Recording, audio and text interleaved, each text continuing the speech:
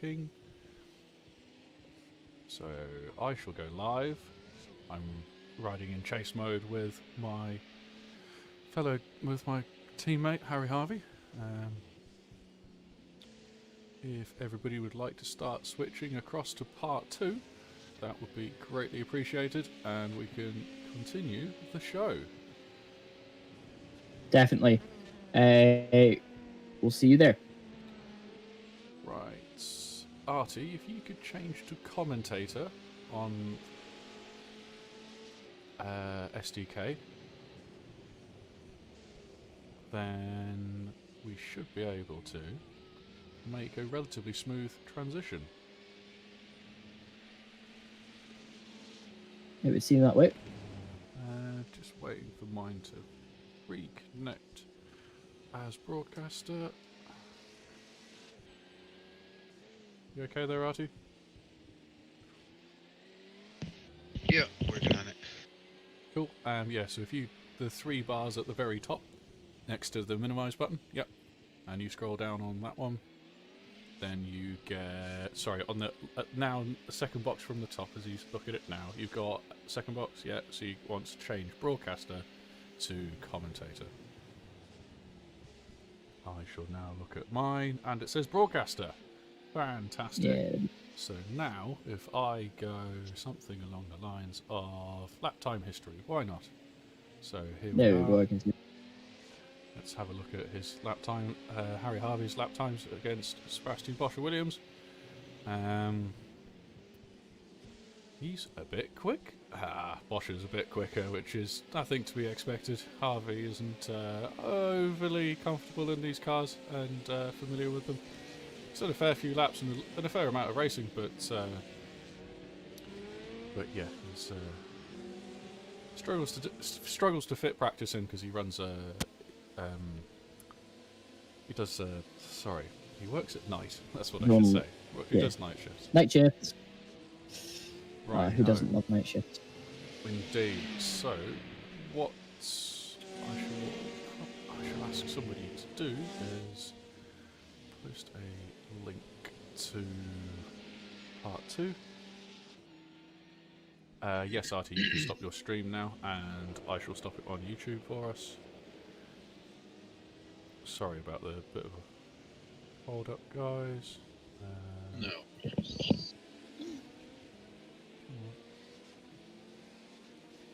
Part 1 is ending. I'll get the share code and send. Cool. Thank you very much, Artie, for streaming that. That was an absolute godsend and a great help for us. You're very welcome. Excellent, man. My pleasure. Good luck for the remainder of the race. I unfortunately have to shift my attention to Silverstone. Not a problem. I'm aware that you have a 24-hour race there, so good luck to yourself and all of the Stage 1 racing crew. All right, perfect. Good luck, man. Good luck, guys. Cheers, then. Thanks very much. See you later. Bye-bye. Cheers, man. Have a good one. Righty-ho. Looks like you. And that was Artie. Sorry? Our broadcaster for today. I was just saying to the stream, and that was Artie, the guy that was doing all the camera work for us today. Fantastic work. I'm going to let you do a little bit more the upfront talking for the next like 10-20 minutes. I need to take a quick toilet break and get a drink. No worries. My dinner's out, so yeah, fair enough. Right. I'll be back. Let's try and not just look at Harvey, although he's a beautiful wonderful driver. I wouldn't say he's beautiful, more the car I was thinking. Right, why? I agreed. I actually do like that sapphire colours. It's really cool. Oh, Appears my iRacing is having a little bit of trouble. Oh, no, here we go. Yes, I've seen that there. Oh, and Mark Masters just went off the track again. Again, another Porsche that's just having a bit of trouble today. And at least, he's parked it in the middle. And the other Porsches went off. Oh no. That's not an ideal situation for Porsches, but they got around the corner eventually. Looks like the Mounds racing car behind them got a bit muddled as to which way to go. So often happens at the apex of the corner. So,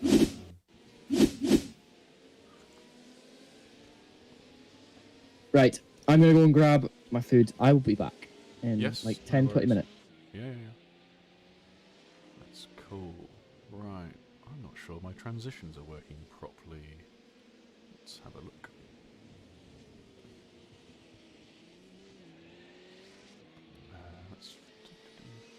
Do we have any on-track battles at the moment? I wonder.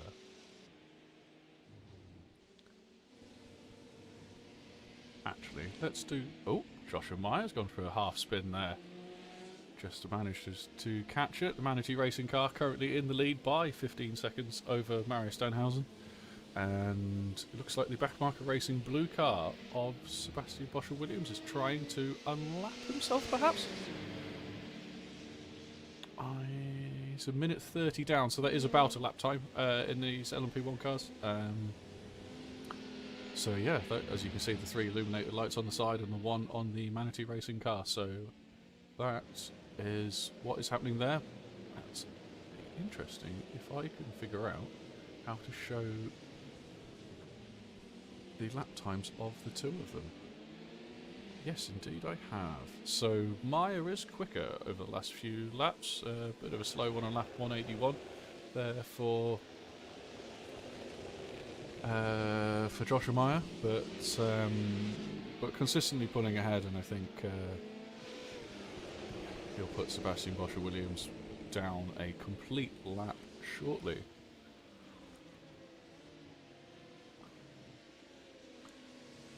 So looking at their pit cycles, the Sebastian Boschel-Williams will pit 3 laps before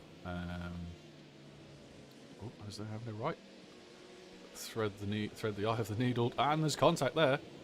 Down into the 3rd corner, Boschel-Williams having to take to the gravel and the escape route to get back onto the circuit. Just lost a bit of time. If I was Backmarker Racing Blue, I potentially put a bit of a protest in for that, but yeah, when you're a lap ahead of your competitors, I don't think it's quite necessary. What I do want to do is actually do a lap on board with an LMP1 car, as I've just driven one. They are fantastic machinery. I find the right camera. Let's go now. So I want to give you, everybody sitting at home or wherever you are, a bit of an appreciation as to how busy a lap in these LMP1 cars are.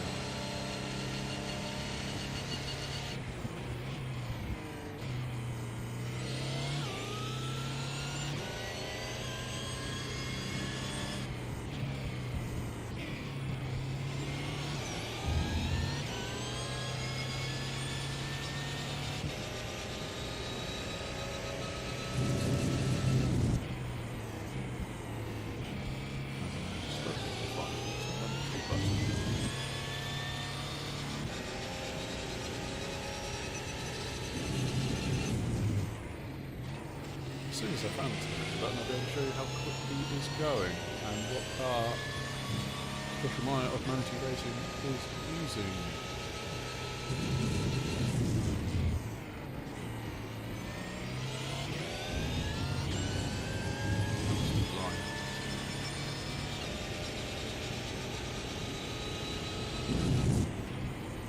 My light has disappeared in the latest update of SDK.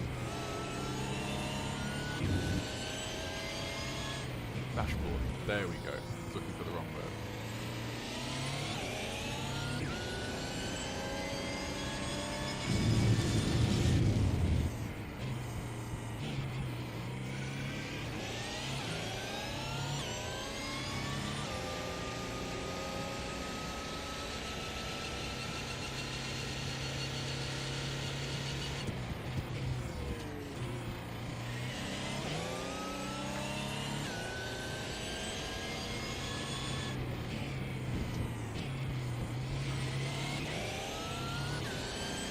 So as he comes across the start-finish line, you might be able to hear him using a bit of boost.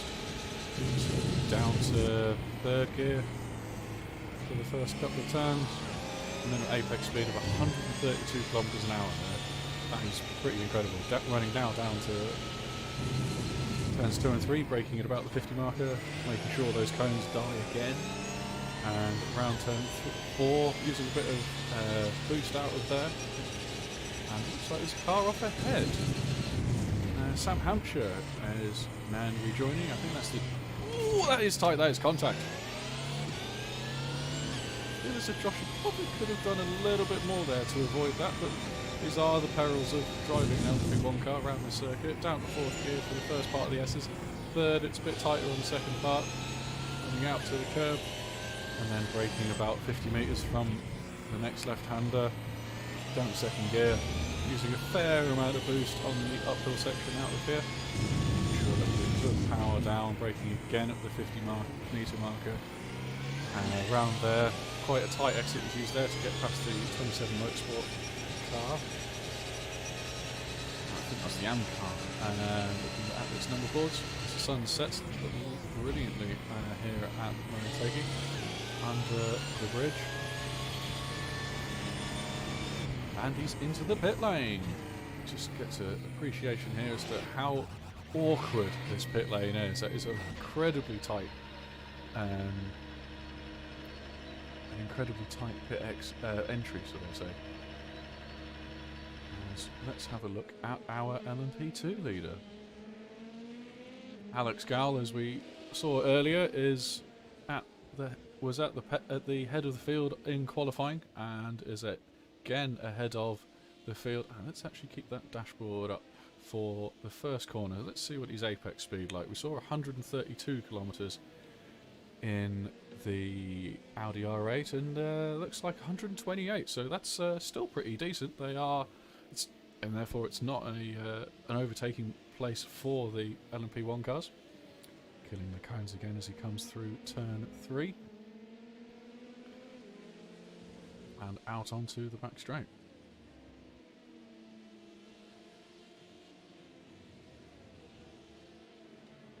So I've just realised that my in-game radio is not off.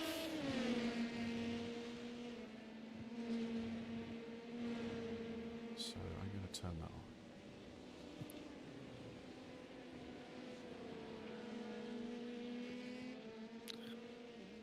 That sounds like an Isaac in the background. Indeed, it might be. Good day, I'll Isaac. come by and give you a bit of company. Thank you very much, sir. Good to have you here. I have to say, I'm feeling a little bit better after climbing out of the cramped cockpit of the Audi R18 that I live in. Sit in the comfy seat that I now liaise. Yeah, I don't blame you. Although, if I ever got the I don't think I'd ever leave. I love the LMP1 and the R18s in particular.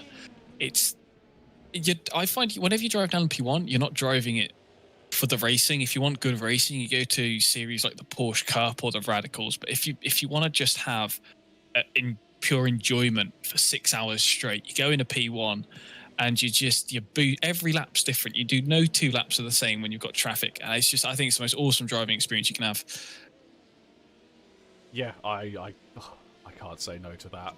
As we see, Lyndon Lee is in the Verve Racing Team Black car ahead of David Van Slambrook for Stage 1 Racing Junior, I believe that is. That is 72 car. This is a battle on track for position. Only 6/10 separating them across the line, so that's pretty darn good going after nearly 5 hours of racing. Yeah, just to come back to your point there, Isaac, I absolutely agree. Like, I just did you may have seen, I just did an onboard lap, or 2 or 3 perhaps, with Joshua Meyer in the Manatee Racing, the brilliantly green Manatee Racing car, and to show everybody how quick, how busy you are in one of those vehicles. And yeah, it might sound a bit strange, but more so than other classes, it's a time. I feel like it's a time distance event, which sounds strange because obviously the endurance racing is a time distance event, but it's about making sure that you don't lose time through traffic. and you can save a bit of fuel when you realise that you're approaching a corner and that you are not going to get past the car in front. So you're like, okay, I'll save a bit of fuel. I might even get another lap, and then that all adds up together throughout your race to then make your final pit stop as short as possible.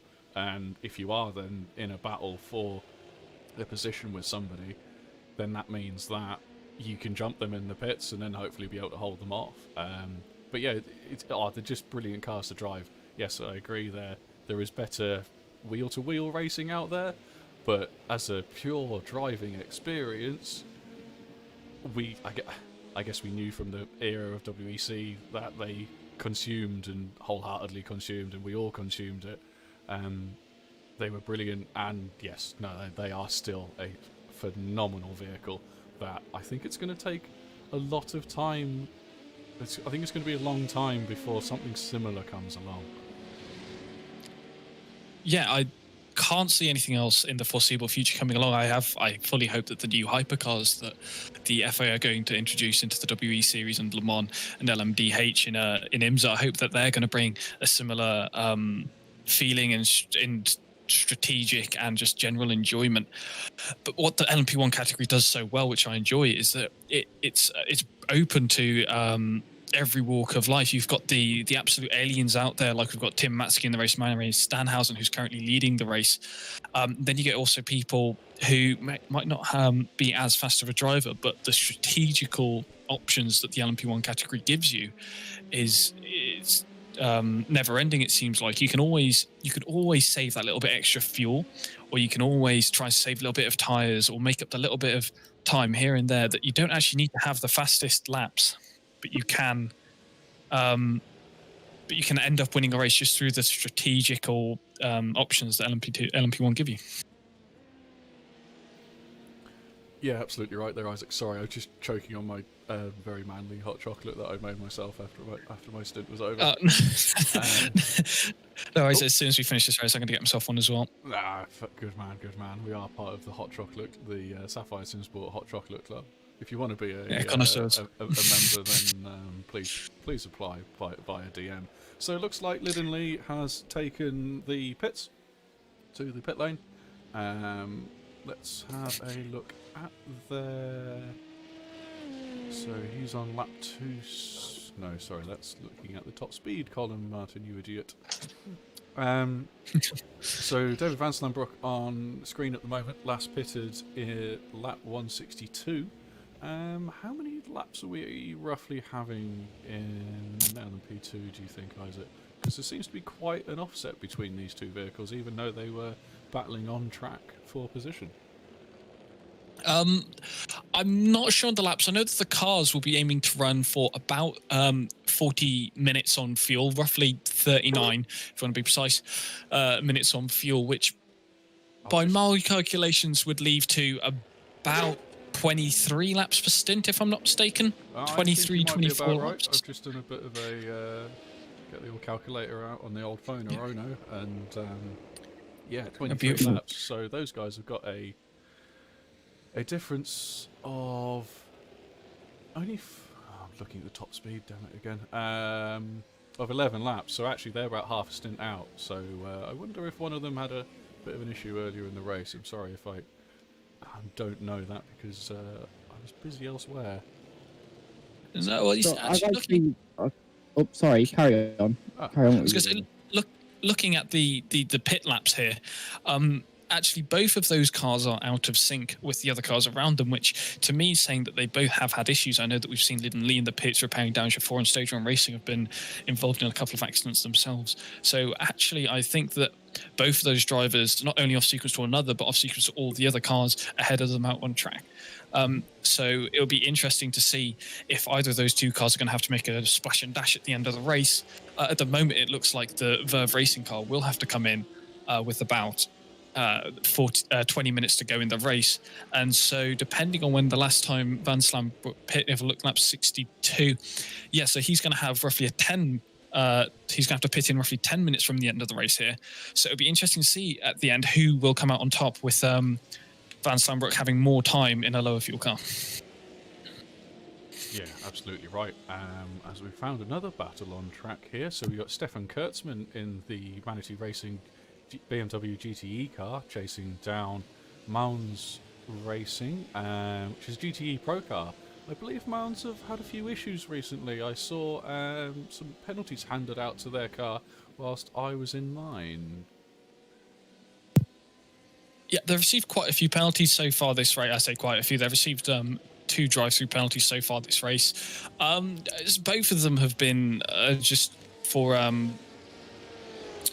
just slightly misjudging the braking zones, coming through and then tapping the rear end of another car and causing it to spin, which is all too easy to do, especially in the Porsche. I was saying earlier on in the stream that when the Porsche gets on low fuel, it's very easy to lock up, run deep into a corner, and we've seen him do that several times. Unfortunately, it's led to collisions, which has then meant that he's that car has received a couple of penalties.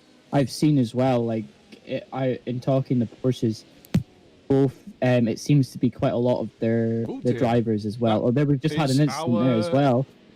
Bugha LMP1 vehicle has had a bit of an accident. Let's see if we can get that on replay. Come on. So actually, sorry, Martin, that the car behind, just 5 seconds now, is second place. So Fuga Simsport there, the lead is an LMP1. If you look in the background, back a shot, you'll just about be able to see the Manatee Racing car. So that's Fuga Simsport, that Manatee Racing LMP1 car. That is second place. The gap down is now under 4 seconds as I'm looking at my timing screens at the moment. That's the battle for the lead. Fuga Simsport will have damage after that incident. How badly, though, and will they be able to repair it in the next pit stop? Let's go have a look at that and see if we can get an onboard shot from as they overtake side by side through the third corner. Fuga Simsport, Marius Danhausen takes the lead again for the moment, but this is hella exciting stuff. 5 hours and 5 minutes into the race. Manatee Racing closing up it right also into shows the as well. braking zone. Watching through the stream as well here, they're seeing how wide the cars are having to swing. They don't want to hit each other. They're trying to avoid causing contact. They're just trying to fight away. And I mean, the LMP1 field was highly dominated for quite a while, and then the leaders then just suddenly started having a few issues on the track themselves, and then we seen them no longer exist in the race now, which is a shame. They were doing really well earlier on. Yeah, whilst I was in the car, I heard that the Team Bushfink Racing yellow car, I believe it was, had a bit of an issue. I'm not sure what that was, but only gained a position as a result. Yeah. From what we seen, it was a minor incident that turned almost into a major. We didn't hear anything from the actual people running the car itself. It would have been nice to hear, which we would have loved to hear their side of it. But from us, we saw it was a minor incident, and they were pushed quite far back in the grid, and it almost like they give up, which is kind of upsetting. But it could have been a more serious issue than what we had seen it. Understandable. It's a shame that they decided to retire the car at that point. As our leading pair come up behind an LMP2 and a GTE, let's hope the P2 car isn't just concerned with the GTE, that with your Motorsports GTE car that it's overtaking, but it was also looking at its rearview mirror for these LMP2 cars. That is phenomenal stuff. I'm going to also roll out the superlatives because I think they are fantastic. Yeah. We've got Yannick van der Zanne back in the car again, running in first place for DCE Motorsport SimSport team. They're pretty good at the driving side of things, but it seems like Yannick has pretty much carried their position most of the race. It seems he got them up into that position when he was in his stint before, and it was just a case of maintaining. I would say they done pretty well. I mean, they held third for a little while after dropping down due to a little bit of a shunt earlier on in the race. Mm-hmm. But they did manage to fix their car, it seemed, and they're back on track again. And you see Saikoda and Core, the first, second and first cars. Saikoda as well can their position very highly to Marianne, who basically pushed them into that position earlier on in the race. So it was a very good race from them. So I'm just looking here at the lap times of the leading pair of LMP1s here, the Fuga Simsport driven by Marian Danhausen and Joshua Meyer in the Maniti racing car. After we saw the Fuga Simsport LMP1 have its collision there, the lap times surprisingly haven't dropped off. I'm looking here in last lap. Obviously, they had the traffic through the S's of turns 7 and 8, but actually, the Fuga car was over half a second faster, or actually 7/10 faster than the Maniti car. So the damage, if any, isn't bad enough to slow them down to a point which they're slower than the Maniti car behind. Yeah, sorry, I just changed that on the screen to reflect that they are battling. Yeah, as we see on the bottom right, we have the gap analysis between the two cars, and the scale only goes up to 2 seconds. So, as there's an accident off there in the background, Chicane Online Racing Red. That is the DRC, yeah, DRC Racing Red. Oh, that's and that's no car, it was blue, taken out there. And safely reversing off the back and spin turn back on track. That's actually the leader. That is the leader of the LMP2 class that's been spun out. Yeah, whether so Saikoro he's still catches or not. He's still got the lead. Fortunately for him, he's got a minute 45 gap over Radek Sikora, with Yannick van der Zande another 18 seconds behind him. Let's just keep watching. Let's leave the LMP1 field for the moment, and let's go have a look at Pedro De Souza as in the hashtag racing car, I believe that is. Yes, it is. Fantastic. There we go. So he's on. See, it isn't on the side there. He's chasing down Mark Tranter of the Apollo competition, Queros competition Apollo car ahead of him. Doing a fine job. So he's been, as you can see on the bottom right, he's been bringing down the gap quite considerably over the last 5 laps. He used to be 6.4. He's now 1.2. So gaining about a second a lap there, which a decent effort to say the least.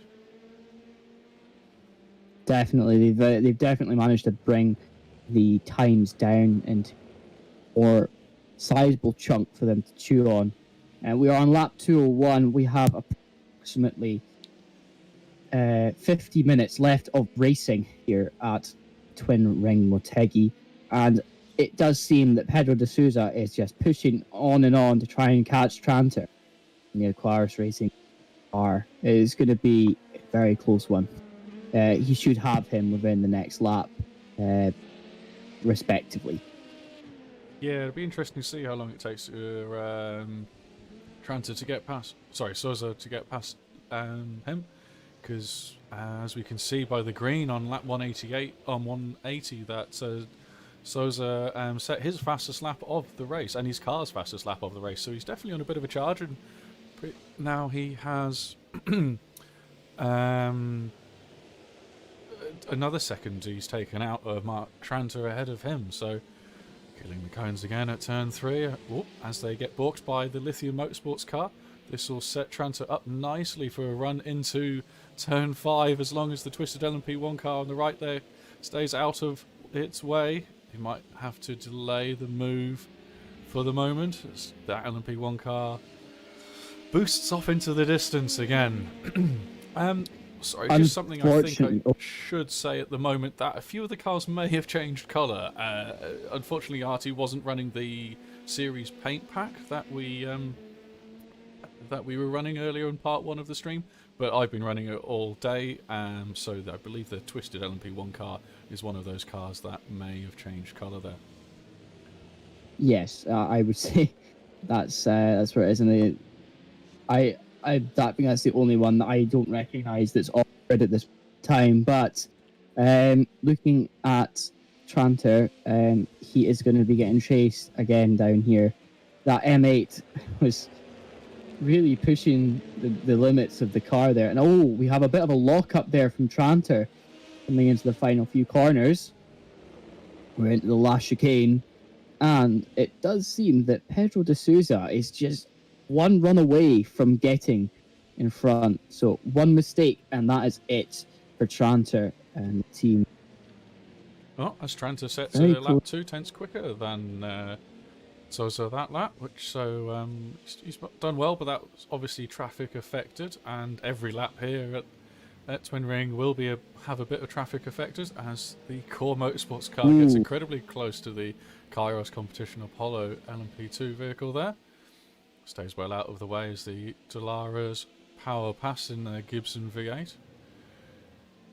Breaking down hard for... Looking at the Kairos car now, there's really nothing in it between them and Tranter.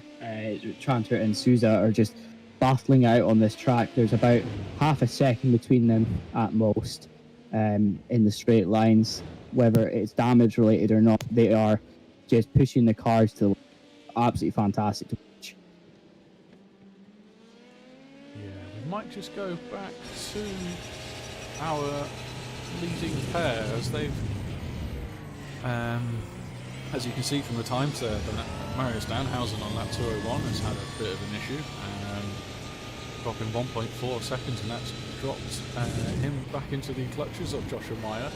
Well, this Josh goes a little bit wide there through the left-hander of the S's, but back on it, and pretty even lap time on lap 202 last lap. So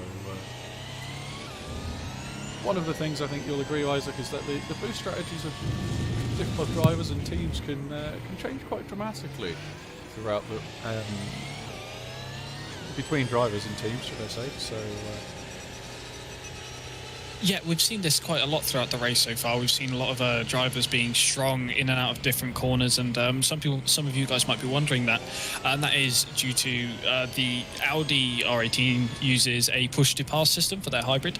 The driver manually deploys a given amount over the course of a lap. So you'll say given 100% of your boost to use, and drivers decide to use it at different points. So that's why you'll see out of certain corners, some drivers might use more boost than other drivers might.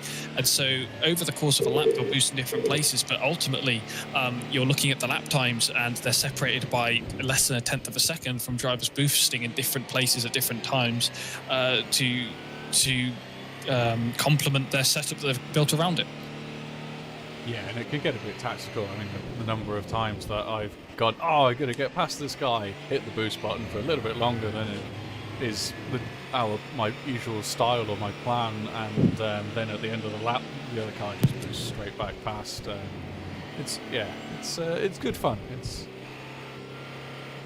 very attrition based. I will say that much.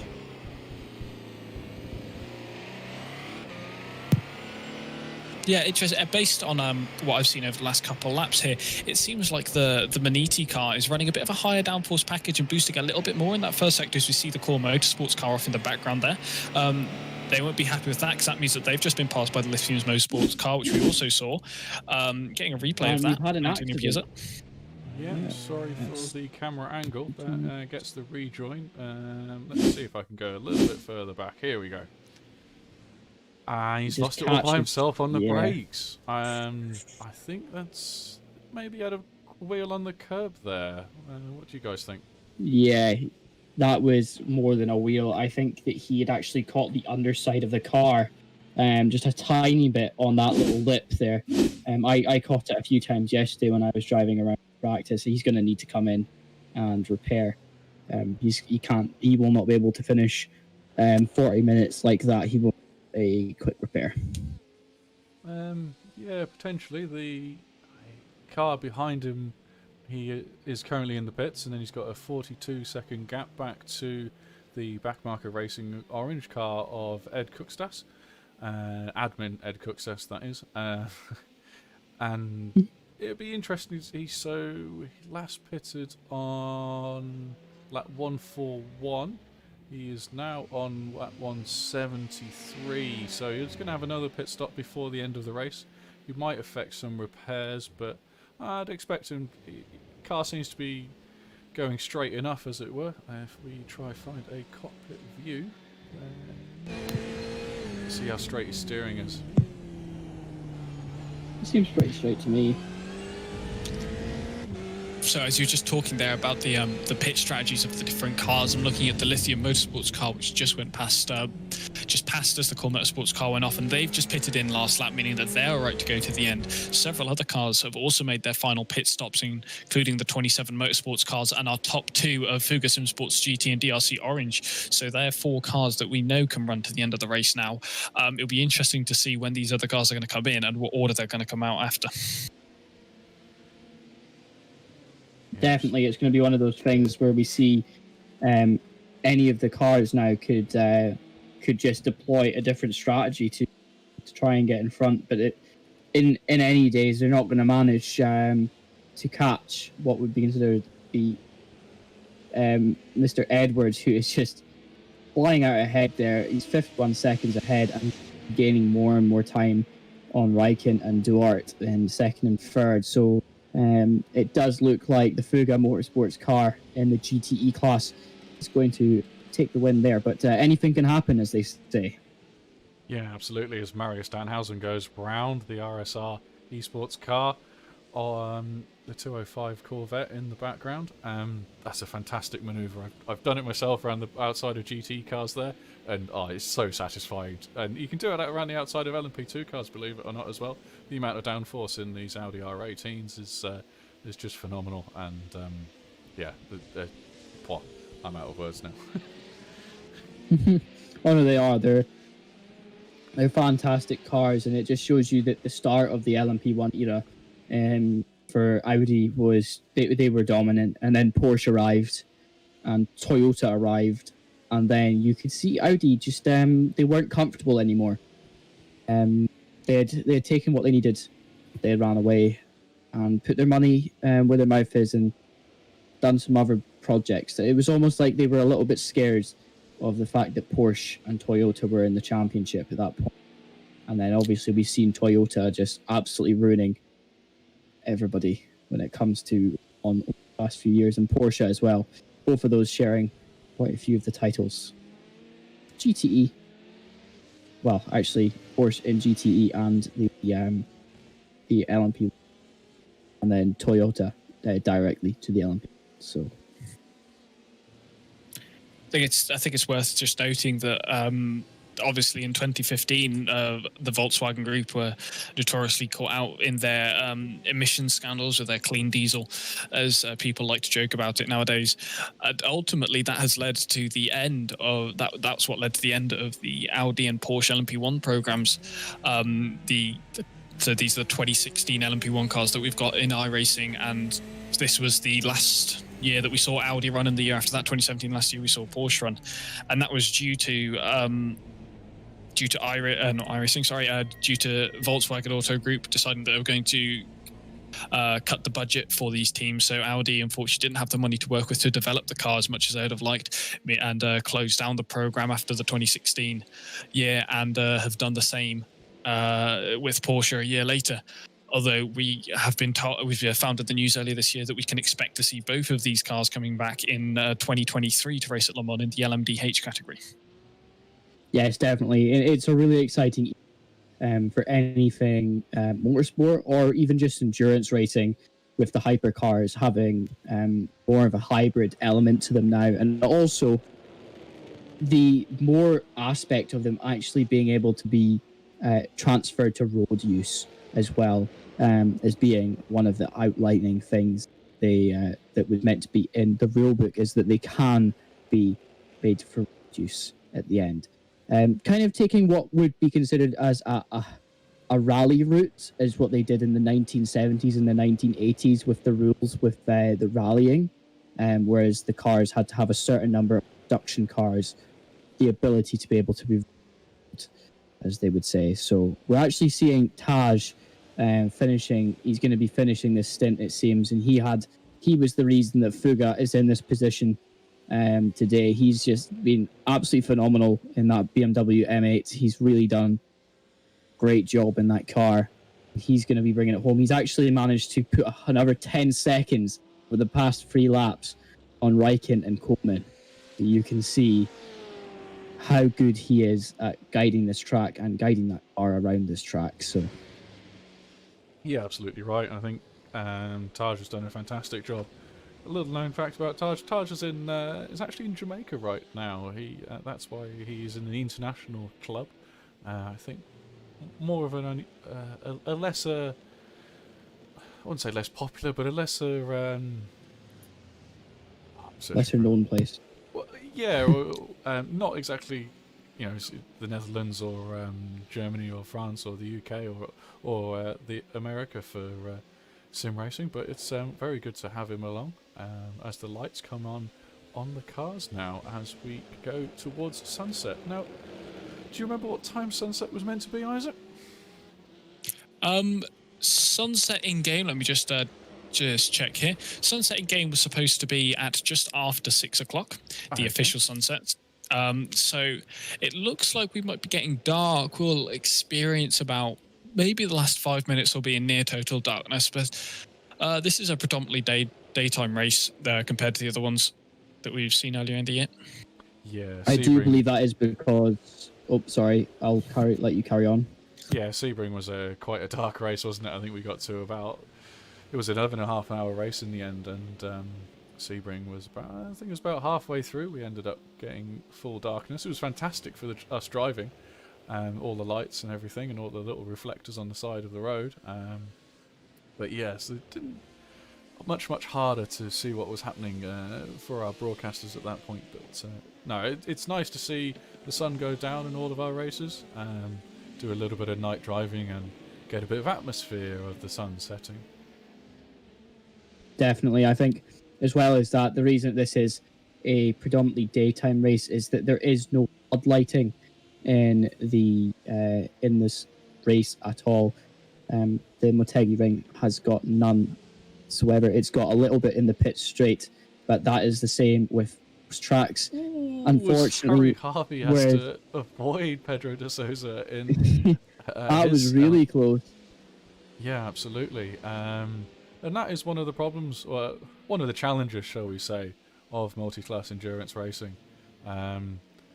Luke Sholowski of the Lithium Motorsports wasn't particularly happy there with the LMP1 car of Harry Harvey, but is what it is. And let's go to a replay. What have we got here? So Dion Neuveld in the Stage 1 Racing Senior car.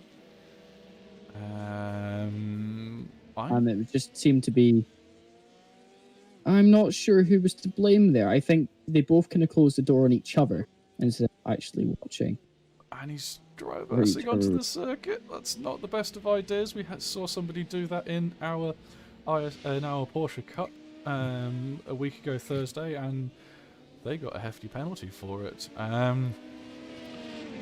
might get a warning for that, but to me that looks quite self-inflicted. He could have ran a bit out wider, but if they want to protest it, or our stewards want to pay any more attention to it, then we'll let them do that.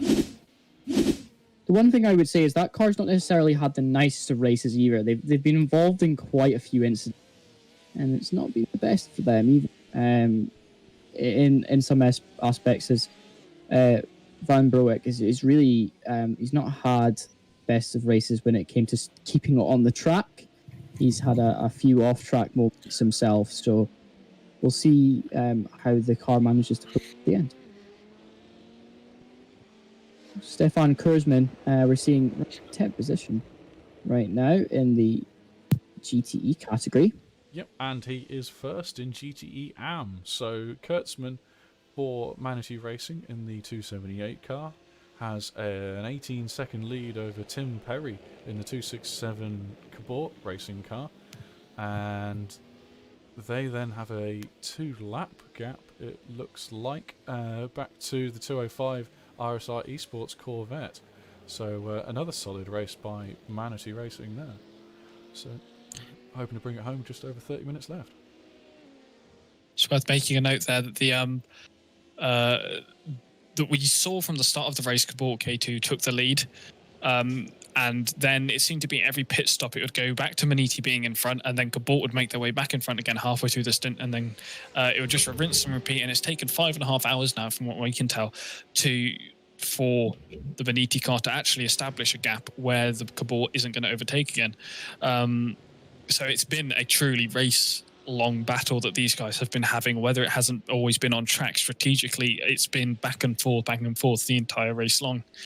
Which has been incredible to watch and really fascinating from a strategical point of view.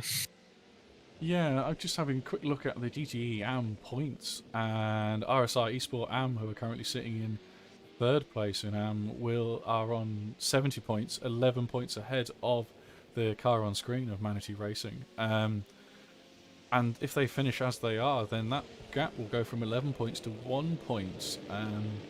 Simtards aren't here, so they'll both be into second and third, I believe. Yes, they can't quite catch the 218-27 Motorsport car on 95 points at the moment, but which is currently sitting in, looks like fourth place to me. So we've had a driver change. Sorry, just to quickly interrupt, because this is quite an important one. This is for positions in LMP2. We've actually had a driver change between Brabick, who's now come into the car. Marianne Brabick has hopped in to do her final stint. Obviously, she was the reason they are in this position now. She's going to try and see if she can take on Tranter to finish them off, because it does look like Tranter might have to come in again. So, yes. Carry on with what you were saying. Sorry, if all the cars have gone white there, I've just had a bit of an SDK problem, and I actually accidentally reloaded the textures of all the vehicles, so it'll take a little bit of time to load the skins back on the car, but we shall be fine in a little bit. So we've just looking down at the server logs. Tim Matsky's connected about 10 minutes ago, and Joshua Meyer in second place in LMP2 will still have to come in for a pit stop. So to me, that is suggesting that that it's a possibility we might see Tim getting back in the car. I don't know. Could we see Tim getting back in the car? We know Tim is a very fast driver, lots of esports backgrounds. With half an hour to go, are Manatee going to make the driver change and try to close the gap? Sounds like they're certainly debating it. They're 4.2 seconds behind. I think they'll lose about 6 seconds in the pits, or potentially a few more, maybe up to 10 seconds if they do decide to do the driver change, as a driver change does take 30 seconds, whereas it'll be a short fill for the final stop. So a normal LMP1 pit stop to fill 50 litres is about 24 seconds off the top of my head. So they won't need the full 24 seconds, but then they'll pay the price if they do decide to change drivers. But it could be that, I mean, at this point in time, they've got a 2-minute 40-second lead ahead of third place Sebastian Boscher-Williams in the Backmarker Racing blue car. So it's time to roll the dice, I'd say, if Joshua doesn't think that he can do it. And they've called in the big gun, that is Tim Matsky at 8,000 iRacing plus, then that could be the one that makes the difference, and that'd be a fantastic thing to see if he can do the job. Definitely, because we saw Tom Matsky earlier in his earlier stints pull away. He was constantly pushing that car. He was actually at one point in the race over a minute and a half ahead of the guy in second place before he had to hop out the car. So that really shows how strong of a driver he really is compared to the drivers were like in the cars at that point. So yes, it's one of those things. Do they roll the dice now, or do they just hope that Joshua can do it? Back on board actually with Mark Matres P, who's, I don't know, I think he's lost it again. Yes, unfortunately the yellow Porsche has not had a fantastic race. Actually, none of the Porsches have had a fantastic race at all, unfortunately. It's not been a good day for them.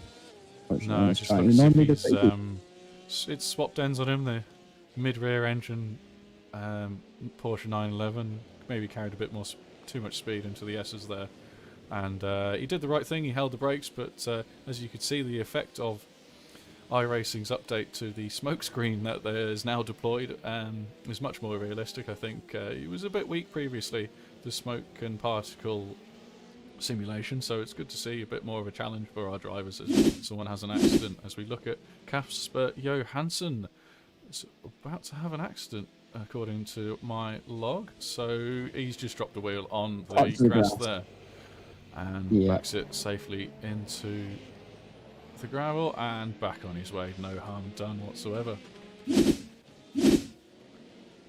Great thing about this game as well is there's no flat spotting of the tires, which is a good thing, especially when something like that happens or a lockup happens, because the last thing you want is vibration in the car when you're trying to take a corner, like the corners we've got around here, and also not just vibrations, but general wear on the tires in one specific spot leaves them vulnerable, especially when they're molten. If you hit the grass, they could potentially pop. The temperature change. So that in reality, that could be the route that it goes down. But iRacing is generally good that way. They're nice to us, and it just goes down to tire wear. Yeah, I think if they were able, I'd like to think it's something that they're working on. iRacing, yeah, you never know quite what iRacing are working on. As Richard Cawthron in the FGR Esports number 66 LMP2 car has a slight lockup at the end of the back straight, using a lot of curb and a bit of the grass there at the final chicane and onto the pit straight to start his 195th lap. Just over 25 minutes left to go in the twin ring Motegi 6 hours here on the ISRC. Let's see how we last 20. As you can see, who manages to slot themselves in the right positions. See, go, and we see, actually, could we maybe hop onto Brabeck, actually? We haven't been on her in a while, and she was doing really well earlier. Let me just find Marion Brabeck of R3T Racing. They have had a couple of wins in the LMP2 category this season, as my log tells me that Joshua Meyer in the Manatee LMP1 car has had a bit of an accident. Maybe he's done the same thing that Twisted LMP1 car did. He ran wide at the exit instead. Oh, and into the wall. Oh, no, that is terrible news. And he is looking to be, he was in contention to go for that win as well. And I think he might have just thrown that away, don't you think, Martin? Oh, absolutely. Okay, he didn't come into the pits. That surprises me a little. But, that is terrible news for Joshua Meyer and the rest of the Manatee Racing LMP1 team.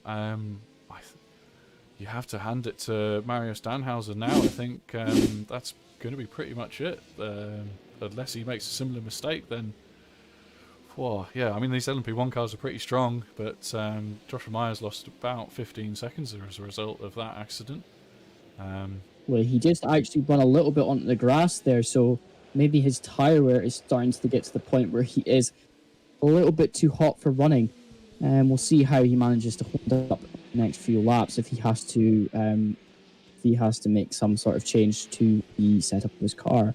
But I doubt that he'll have to. He's been a dominant force in the midfield, the LMP class. This whole race, we've seen him dart about the place, his teammates as well, managing to get into a few positions, avoiding a few accidents as well. So we'll see how they manage to pull.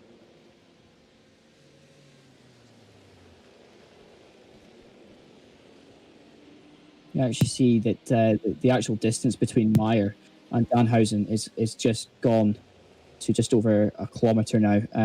That's going to be almost unrecoverable unless Danhausen makes a really, really nasty mistake, which could cost them win here. Yeah, so the Manatee Racing car is now in the pits as a result of... They probably decided to assess the damage. They might have got a meatball flag, as it were, that tells them that they must serve whatever damage they have in the pit lane. So they've currently been stopped for 25 seconds at the moment, so that's not a thing unusual, but we'll just keep an eye on that, make sure that they are okay. And we go back to Mark Tranter. He's still chasing down Pedro De Souza in the Kairos competition car, chasing down the hashtag racing car that you can just see at the bottom of shot there. That's actually a change of position. Oh, sorry. from last time when we saw them. Yes, last time the Kairos car was ahead of the hashtag car. It wasn't on track. It was in the pit lane that the pass was made for position, so there wasn't any on-track overtakes which we missed. But now it's the tables have turned, and Mark Tranter in the Kairos competition Apollo car is on the chase with a 2.2 second gap. Very well So done. now looking at the supposed standings at the moment, coming into the last 20 minutes racing, we have Danhausen roughly in first place. He's going to stay there in position for longest time he's been in there. Now we've got Meyer, who accidentally had a bit of an incident coming into the last few corners, and he's still sitting in second. And we have Bosher Williams sitting in third position right now in the LMP class. In the LMP2 class, we have Nels Core in first in that fantastic car that's just been leading the race. They had a little bit of a wonky start, but once they got into the rhythm, they managed to bring the car into a position right now where they could win race. We've also got there's a commentator's curse right there as he, oh dear, as he goes for a spin. I think that's onto, sorry, that's at the end of the back straight, isn't it? And then gets hit by the 278 Manatee Racing BMW there. Let's hope that his car is pointing straight. Lucky for him, he's got 1 minute and 36 on his competitors there. So Yannick van der Zande, the long lost cousin, we believe, of Rengers van der Zande, is seeming to be in that position now where he now needs to make up that time. But Niles Court is actually coming into the pits. Whether he is going to do some sort of damage repair or not, I mean, he has got time, but he is going to be cutting it short if he's doing some serious damage. You can see there, his steering's wonky. I think they've got a meatball, so I think the spin was innocent, but the hit that they got from the Manatee Racing car, I think that might... Oh, that's terrible. That is absolutely terrible. To put it on pole, to delete... from what I understand, they've had a dominant race, Isaac, and that must be heartbreaking.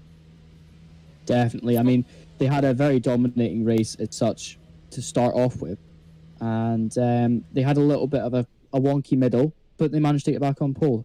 Sorry, I do understand you were going to speak to Isaac. I'm tired. So that's quite alright, mate. Don't worry about it. Anything to add there, Isaac? No, nothing at all. No, perfectly wrapped up there. It's just, the leaders of Marius Danhauser has just come out of the pit lane. So yeah, Marius is still in the lead. And actually, if we're looking at the top end of LMP2, like you were there with the Chicane Online Racing car, Alex Gall has just gotten in. They've done a driver swap there. The gap when coming into the pit lane was 1 minute and 24 seconds, but both cars have to make a pit stop. Actually, as we see, Yannick van der Zande coming in now. Yep. So this will be whoever leads the pit lane first. This is on track. Hopefully, the repairs will be able to be done quickly to that chicane. Delara P217. This is a fantastic shot. We'll see who comes out first. But I'm not holding my breath for that chicane car. I think that might have some mandatory repairs as a result of the steering being wonky there. Yeah, that could be an extra couple of minutes on their time. So they've really blown their chances there. That Brabeck is actually still sitting in third. Whether she has I think they actually served their pit stop already, so they might be ready to go to the end of the race. I don't know if Isaac has any information on that. Brabeck, yes, they've already made their pit stop. They made it earlier this lap, so they'll be going to the end of the race now. This actually, if they're coming out the final corner now, this will be their pass of the chicane car. So the start of last lap chicane had a 1 minute 40 second gap to the second place car of Team DRC Red. Now, this means that they're now into fourth place, dropped behind. Team DRC are now leading the race, and more importantly to them, they win this race now. They get more than 38 points ahead of the Wablo Velocity Racing car, which means that they have secured the championship if they can hold this first place for the final 18 minutes of the race. Yes, and also seeing there, Marian Brabeck flashing to get past the Porsche, giving the Porsche plenty of room. They were almost involved in a little bit of an incident earlier on as she was trying to pass. Porsche in her earlier on stint, and Porsche actually kicked it wide, really swung into her. So I think she was making sure that Porsche saw her this time, so that wasn't going to be the end of her race. As Joshua Meyer has come out of the pits and is lapping. His last lap was a 131.31, so that's not too bad. Mario Stanhauser's last lap was a 132.06, so he's back on pace, which is good to see. Only apart from he had a 30-second pit stop, so maybe a little bit of optional repairs, or perhaps they did a tyre swap as well. But they're 30 seconds behind Mario Stanhauser now in the Fugger LMP1 car, so it's a shame to see that happen. As Chicane Online Racing are still in the pit lane, that is a very sorry sight as they tumble down the LMP2 order after such a dominant run. My heart really does go out to them.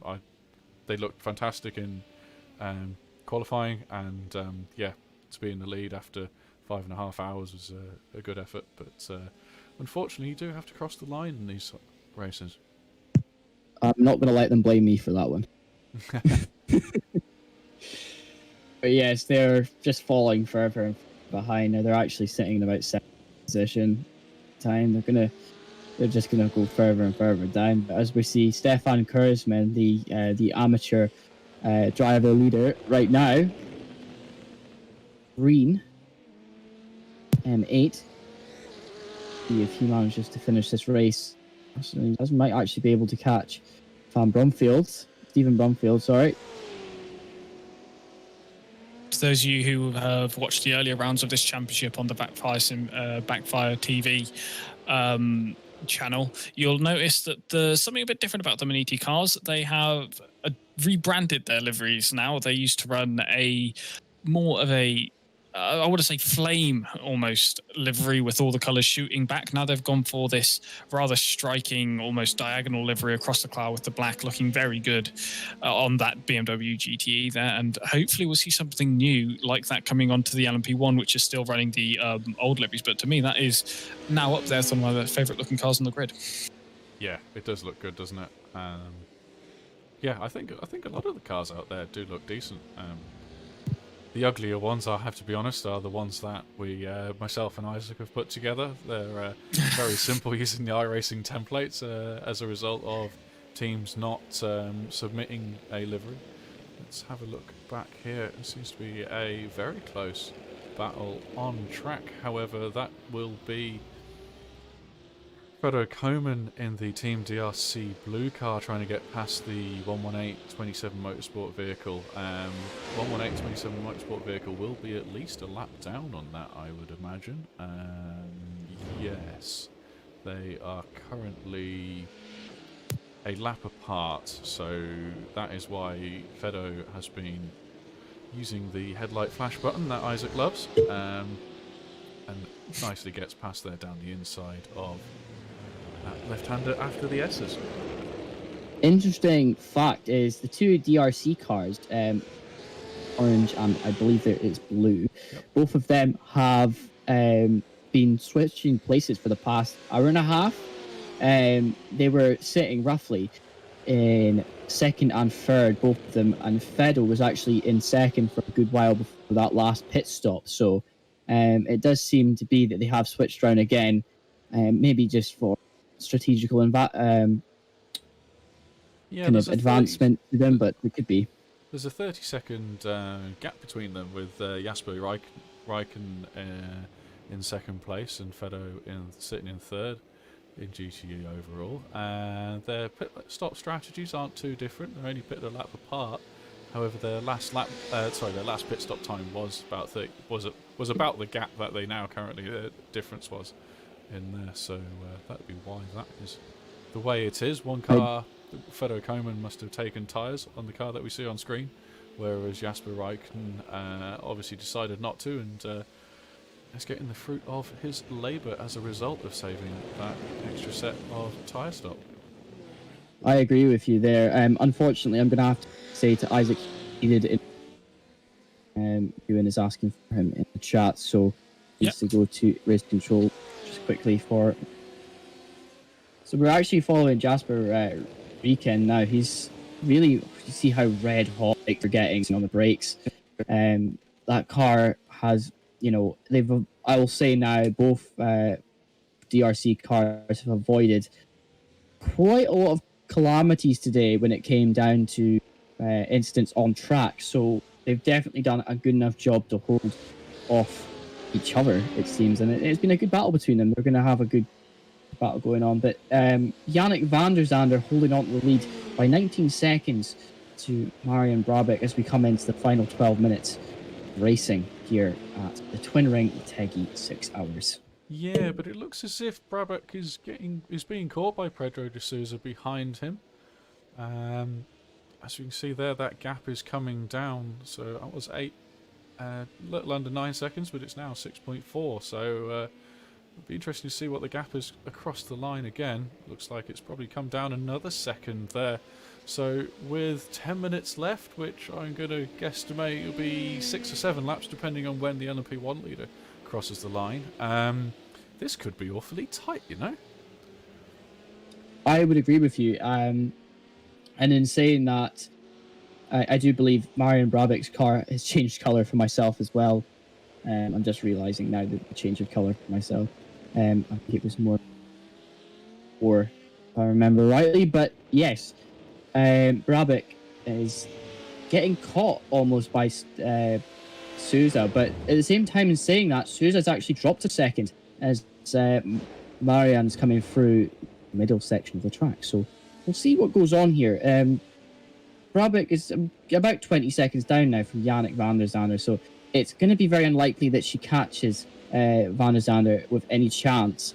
But Souza is unfortunately dropping time now. Brabeck is coming through into the final sector of the lap, so we'll see what happens. As Pedro De Souza is getting a little bit caught up in some traffic as well, so that's not going to go very well for him. We'll see what happens at the end of the lap.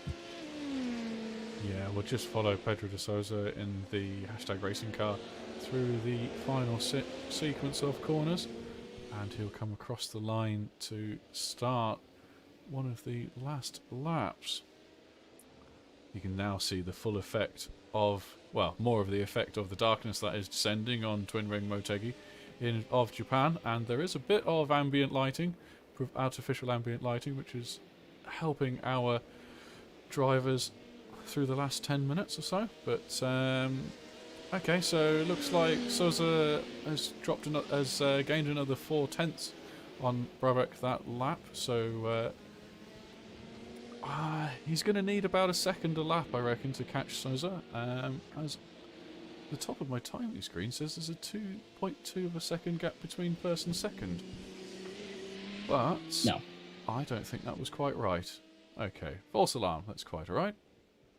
Well, I do believe it's like 29 seconds between yeah, it is. first and second right now. But it was showing 0.2. If Danhausen brings it, hopefully Danhausen managed to bring it okay. Whether there's any issues or not, we don't. We'll see what happens. We're on board again with Pedro De Souza through middle sector, coming on to middle sector. Very tight kind of right-hander hairpin there that the cars have to navigate. It's almost like when the Japanese designed this circuit, they tried to design it around their mountain roads. But at the same time, if we want to design it around the mountain roads, they would need to be able to drift around, really. Initial D and all that stuff. But we'll have a look now as, again, it seems that the timing screen is reading kind of a thing, because there's no way that Myers has actually managed to make it in 0.03 lap of Danhausen after that incident earlier. But looking back at Yannick van der Zande, he's held about a 20.9 second lead on Brabeck for the past 2 laps now, and Brabeck is just slowly pushing back on that, and so is De Souza. So they haven't really gained much, unfortunately, over the lap. So it's going to be very difficult for Brabeck to catch Van der Zandt, it's actually going to be pretty much impossible unless something happens to Van der Zandt. But and the same kind of goes with De Souza now as we come into the final 7 minutes of racing. Yep, as Harry Harvey of Sapphire Sport Alpha has just left the pits for the final time, taking on a very short fill of just 9 seconds stopped in the pit box. So he is now filled, well, has enough fuel for the end, I hope, on board. I have a bit of a vested interest in that car as I drove it earlier, as you would have seen, so let's hope he can bring it home nice and safely. Definitely, and I think as well it does show the level of skill level as well between the top few teams, and obviously the guys that just do it for a bit of fun as well. It's one of those things, and I think it's awesome seeing the 2 levels of skills racing in the same class and stuff. Like how much you can compare yourself to other people as well.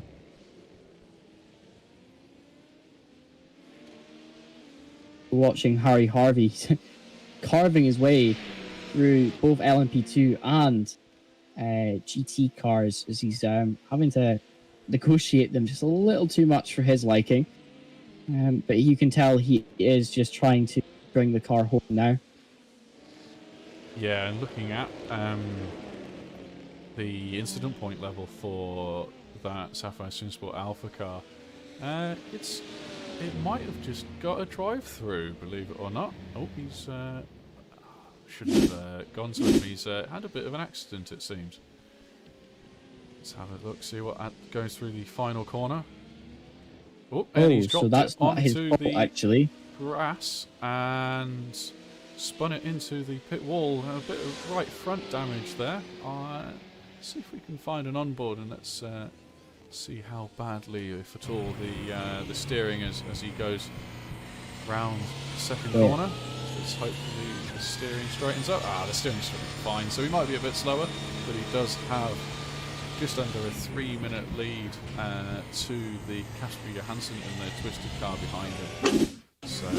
So on board with David Van Slanbroek of Stage 1 Racing Junior, as he sends it down the inside of the Brackmarker Racing Corvette. And yeah, he the might have had a chicane tap online from racing. behind, I think. Yeah, he did seem like he got a tap there.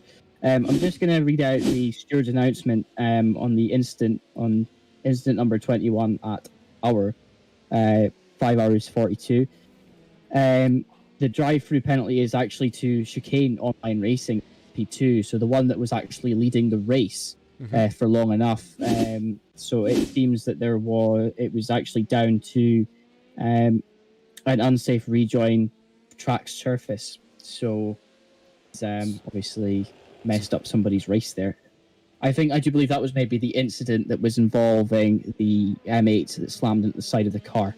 That was classed as an unsafe rejoin he was on the track. That's a shame to hear. As unfortunately I have to watch my own car enter the pit lane. I think he may have got a meatball. The black and orange, the black flag with the orange circle in the middle.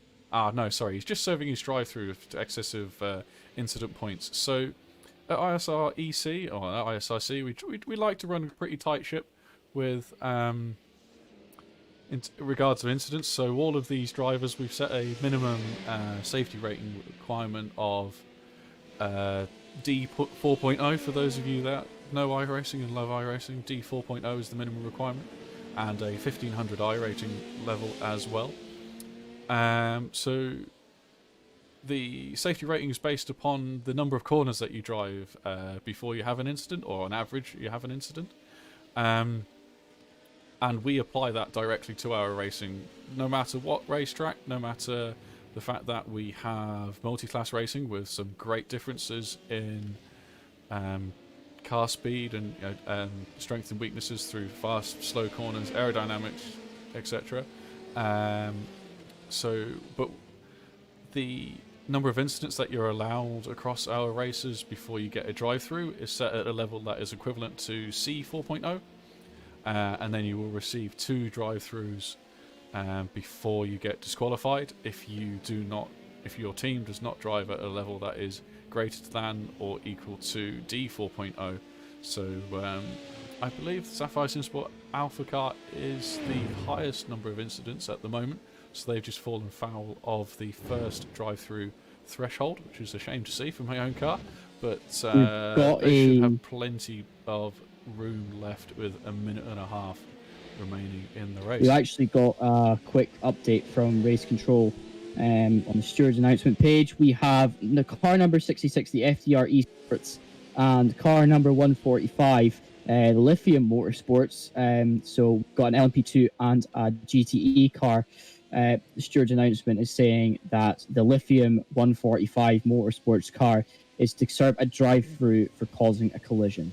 So they have to serve that pretty much now as we come into the final 1.5 minutes of racing here, as Marius Danhausen is leading the pack coming into the finish. And it does look like, actually looking down the pack, that Brabec is being caught by De Souza on this final lap. Yeah, so sorry, I'm just trying to figure out where my bearings are. I think this will be the final lap as we go into turn 5. Yes, that is turn 5. So this will be the last lap. Let's, as you rightly pointed out, Andrew, let's go back to Pedro De Souza as he's 1.6 seconds behind Marian Brabec. Now, if he is behind the LMP1, the overall leader on track, so therefore this will also be their last lap. As we see the R3T racing car of Marian Brabec ahead in the distance, coming across the Core Motorsports car, this the Ferrari of in GTE Pro. So this could be crucial. That could, yeah, that could be a good buffer for them as they're coming round here. Yeah, Pedro's going to have to send it down the inside here, I think, and as he does, down into second gear.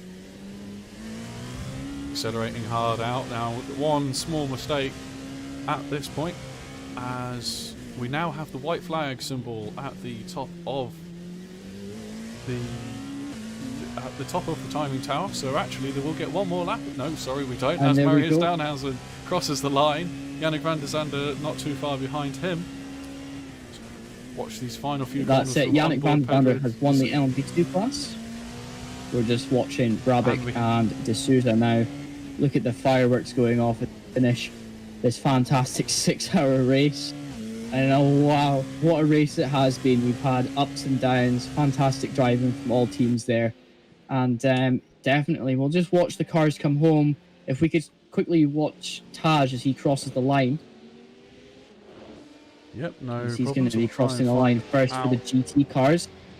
Try and find our class leaders. So we have Fuga Simsport GT BMW there. Backmarker Racing Blue just making their way past them.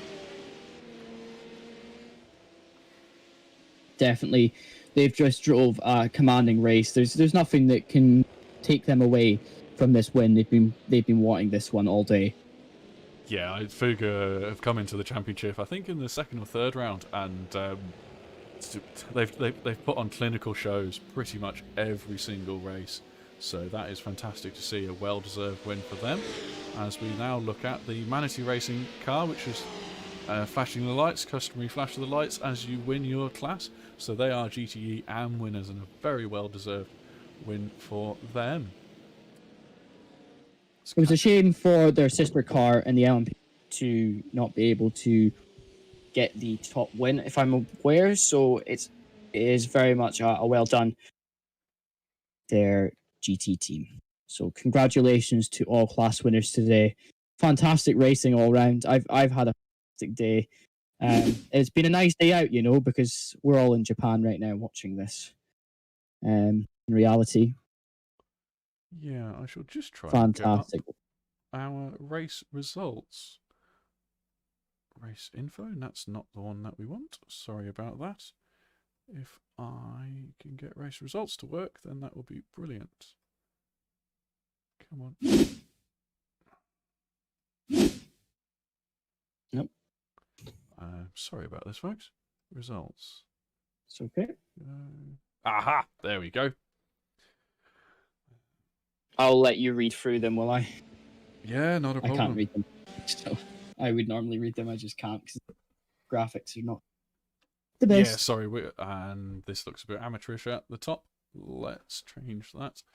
ISREC round 7. And where are we today? We are at Twin Ring Motegi. Sorry for not getting this a little bit neater for earlier on. Let's just do a refresh of that.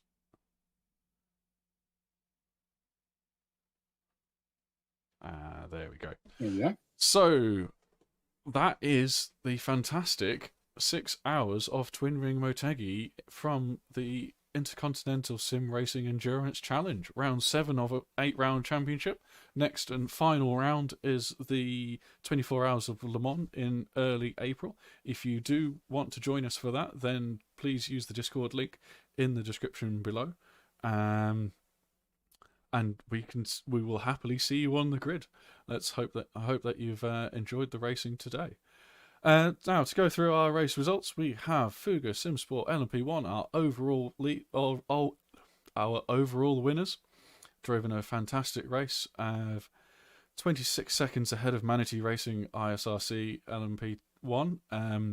It was unfortunate to see a late race incident for them, but if that's how the cookie crumbles today, then that's how the cookie crumbles, unfortunately. Backmarker Racing Blue having another solid race, finishing just off the lead lap there in 3rd place. My own Sapphire SimSport Alpha, 4 laps down on the overall winners. 4 laps down on the overall winners. Let's see if I can get this in more of a better class formation. That hasn't worked, that's fine. 4 laps down on the overall winners, and I think that's just a pace battle, I'll be honest. We didn't have too many issues. We saw Harvey, our 3rd driver, have spin into the pit wall in the final stint, but no real harm done there. And then Twisted LMP1 Blue, powered by RSR, were in 5th place. There we go. That looks a bit better now, doesn't it? 5 laps down. I think they had at least a drive through for contact with another car in the race. Team Bushwink Racing Yellow started on pole position, I believe. However, unable to finish the race after 134 laps they completed, so just under 100 laps behind our overall winners. Moving on to LMP2, and a deserved win for Team DRC Red, finishing ahead of R3T Racing Team, 20 seconds separating them, and then only 0.8 of a second separating them at the line. So that was a fantastic battle into the Pedro De Souza chasing down Marion Brabeck in the final few moments of the race. Fantastic to see. And then Kyra's competition, Apollo, 33 seconds back off the overall lead. But good to see 4 cars there on the lead lap. They must have had a pretty good race with little damage and little consequence, staying out of the way of the LMP1 cars and managing to get past the GTE cars efficiently. The 66 car in 5th place, FTR Esports, on the same lap as the 72 Stage 1 Racing Junior. Another lap back, Verve Racing Team Black, with their lovely multicoloured geometric shapes on their LMP2 car. Cabot K1, 3 laps down, alongside Stage 1 Racing Green. Newcomers to the championship, GRT powered by PRL, rounding out the top 10. Stage 1 Racing Senior 83, 7 laps down in 11th. Chicane Online Racing Red I'm not sure that they crossed the finish line. 12 laps down. I think they might have finished the race in the pits. ISREC does have a rule that you must cross the finish line without external assistance to score points. So they might have done the 90% classification rule, 90% distance classification rule. However, they The stewards a look at that post-race. Wablo Velocity Racing didn't finish, unfortunately, 205 laps down, and Stage 1 Racing 72. I believe that was an incorrect sign-up, so they didn't take the green flag at all. Now, moving on to our GTE category. So do remember that this is a GTE overall classification. However, within that, we have the cars starting, the car number starting with number 2 as the GTE AM category. So all cars will score points for the GTE overall championship. However, the GTE AM championship is scored separately as well. So that's that. So again, Fuga Simsport at the top of the GTE classification, followed by Team DRC Orange, a lap gap on those at the end of the race. So that is an impressive finish for them. That may have just been due to... No, I think they genuinely had a lap gap. So Team DRC Orange and Hashtag Racing, both a lap down, followed by Core Motorsports, a good run for them in 4th place in the 113 car. Team Lithium, early championship leaders. They're currently sitting in 4th and take home a 5th place points today. Team 27 Motorsport White for the 118, 2 laps down. Backmarker Racing Orange, recent graduates to the pro category, in 7th place. Mounds Racing had a few issues, few incidents on track, unfortunately, and not least one of them was getting caught up with our LMP1 leaders. Not their fault, I do believe. 3 laps down, Manatee Racing ISRC GTE, however, taking out the GTE AM honours, so they'll get a full 25%. So 25 points for their win. The lovely livery, as we see there, it goes underneath the tunnel. It goes underneath the oval. Cabot K2, a fantastic 2nd place, 3 laps, again on the same lap as Manatee Racing ISRC GTE. RSR Esport in their Corvette, taking home 3rd in AM. Aero Pigs in the bright yellow with the pink wing Porsche, in 4th place in GTE AM. 27 Motorsport in 5th, 11 laps down. And then DRC Blue, it says, is another lap down. Not quite sure what's happened with the standings there. We'll have a look at the overall result and confirm that to everybody in the near future. And World of Sim Racing Team Junior took an early retirement. So that rounds out all 3 classifications from today's racing. If you guys would like to join in for the ISREC Championship, either the 24 Hours Le Mans, which will be happening early April, or to take part in the next season, please feel free to join the Discord below. You can follow our Twitter at official ISRC, and you can also follow us on YouTube by subscribing and having the notification bell. We stream, I do believe, on a Thursday night for the Porsche Cup series of the IMSA Championships, and we also have the Quiver Championship on Monday night. So feel free to stop by and say hello. This has been the Twin Ring Motegi Championship 6-hour race for the ISREC League. Thank you very much for joining in today, and thank you to all the competitors who took part, and thank you to all officials. Well, this race wouldn't have been run without you. And anyway, without further ado, I will say thank you from me. Bye for now. Thank you very much, Isaac. Sorry, Isaac. I'm too used to saying Isaac. Andrew, it's been very good to have you with us today. Quite a long day for you, as I'm sure you'll agree. Yeah, and as Andrew said there, we do have our own Porsche Cup Championship, which runs every other week on Thursdays, as well as a final round of the Endurance Championship, which I just had the dates up. I am terribly sorry. So the final round of our 24 Hours of Le Mans will start at 1 PM GMT on the 10th of April.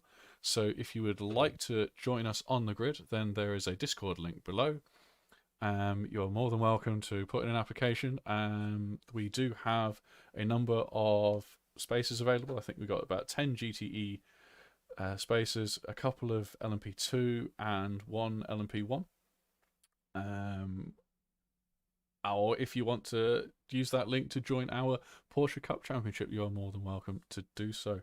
Right, I shall now play the outro. Thank you very much for joining us. I hope you've enjoyed the broadcast, and we've certainly enjoyed. We've certainly enjoyed bringing it to you. Bye for now. See you later, guys.